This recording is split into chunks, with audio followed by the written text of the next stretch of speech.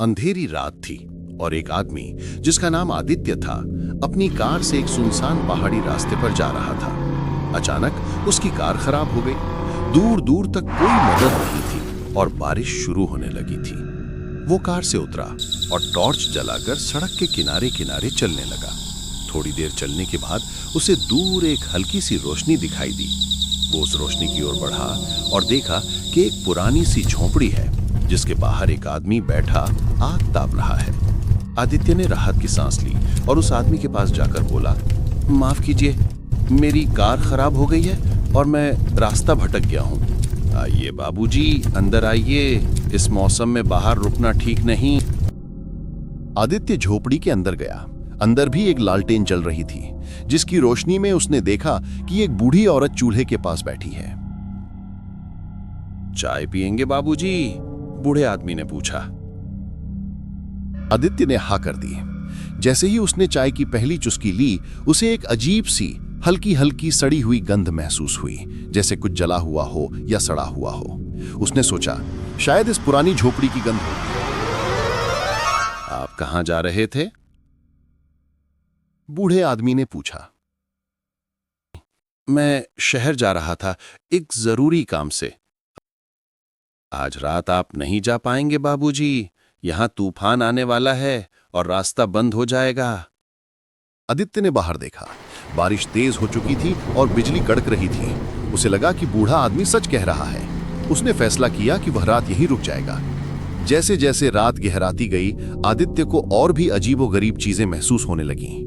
बूढ़ी औरत की आंखें हमेशा आदित्य पर टिकी रहती थीं और उसकी हरकतों में एक अजीब सी खामोशी थी।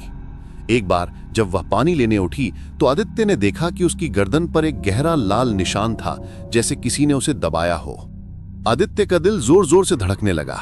उसे लगा कि वो किसी जाल में फंस गया है। उसने अपने पैसे वाला बैग कसकर पकड़ लिया। वो पूरी रात ठीक से सो नहीं पाया। सुबह होने से पहले बूढ़ा आदमी फिर उसके पास आया और बोला, मैं एक ऐसी कहानी जानता हूं जो तुमने कभी नहीं सुनी होगी। बूढ़े आदमी ने अपनी कहानी शुरू की। 3 साल पहले यहीं पर एक जवान आदमी और उसकी बीवी रहते थे। उनकी एक छोटी सी चाय की दुकान थी। सब कुछ ठीक चल रहा था, जब तक एक दिन एक अजनबी उनकी दुकान पर नहीं आया। उस अजनबी ने उस जवान आदमी की बीवी पर बुरी नजर डाली। एक दिन जब वो जवान आदमी बाजार गया था तो उसने वापस आकर देखा कि उसकी बीवी और वो अजनबी। बूढ़ा आदमी अचानक चुप हो गया। उसकी आंखों में एक अजीब सी चमक थी। आदित्य को लगा जैसे बूढ़ा आदमी उससे कुछ छुपा रहा है। आदित्य ने पूछा, फिर क्या हुआ? आदित्य ने पूछा। उसका दिल तेजी से धड़क रहा था। बूढ़े आदमी ने एक लंबी सांस ली और बोला, जवान आदमी ने उस अजनबी को मार डाला और अपनी बीवी को भी।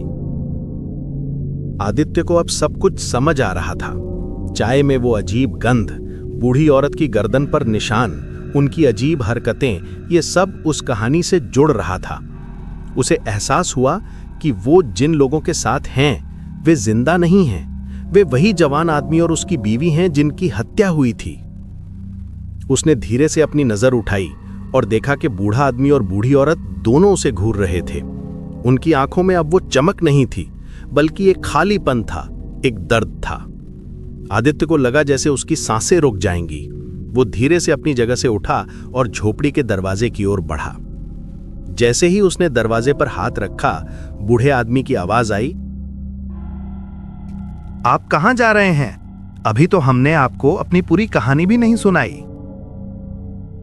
आदित्य ने पीछे मुड़कर देखा। बूढ़े आदमी और बूढ़ी औरत के चेहरे पर एक डरावनी मुस्कान थी।